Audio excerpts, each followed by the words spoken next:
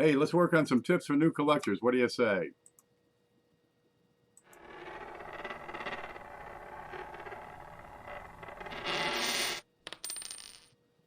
Okay, I'm going to take you right over to the screen. Over in the Facebook group, Collectible Pennies and Penny Errors Buy, Sell, Trade, and Auction, which is a pretty big mouthful.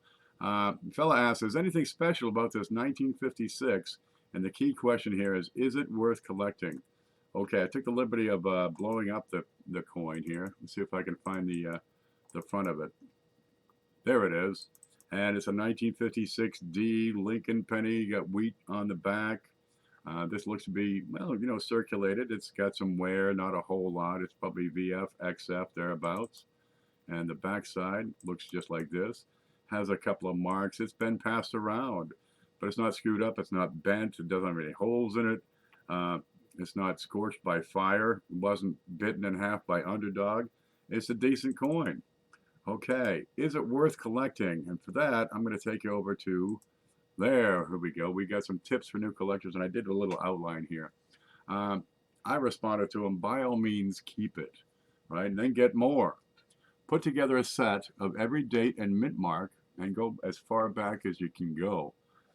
And over time, improve your collection with better quality examples as you go. And this is how we, build a collection. This is how we start coin collecting. There's nothing hard about it. And pennies are great because, well, they're inexpensive, which is a wonderful thing.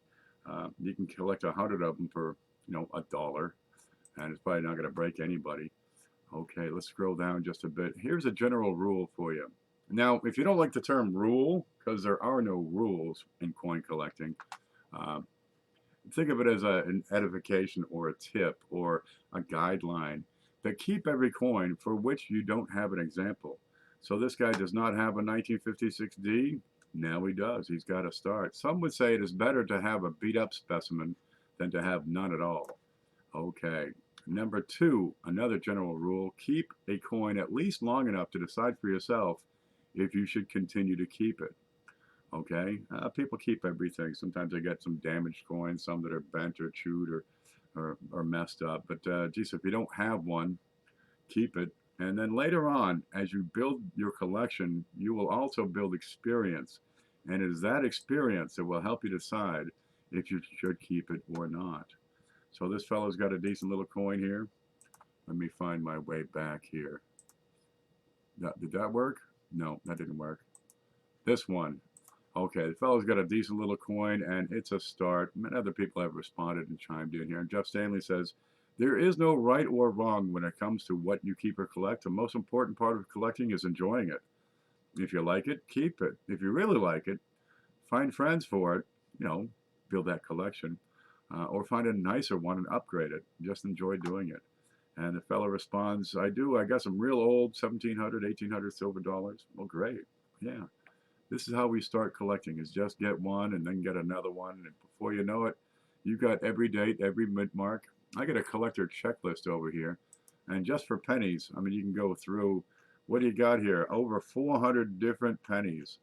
And a lot of these you can get in circulation. But the further back in time you go, let's see, you start getting into the 70s, they're going to be more brown, not as red.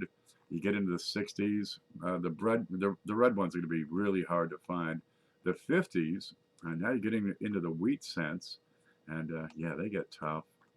40s, you can still find these in circulation. The 30s are definitely scarce. You don't find those in circulation very often, but people do pick them out all the way back to 1909. They're out there. Putting together a complete set, it's going to be a challenge. 400 of them is what you're looking for, over 400. And there's proofs, there's satins, there's special strikes, the special mint sets. There's some varieties out there to look for, large dates, small dates on some of these dates. Yeah, get them all. And that's how we build our collection. Yeah, the wheats are wonderful. This is probably the most collected coin in the history of the world. More people collect wheat pennies than anything else because they are inexpensive. And think of them as the gateway to the hobby. Once you get started, don't stop, man. It's wonderful. But collect, geez, the nickels. Geez, you can get those back into the 30s. Dimes, quarters, half dollars. Once you get to 1965, they start getting a little tougher because before that, they were 90% silver, and a lot of people picked those out just because of that silver value.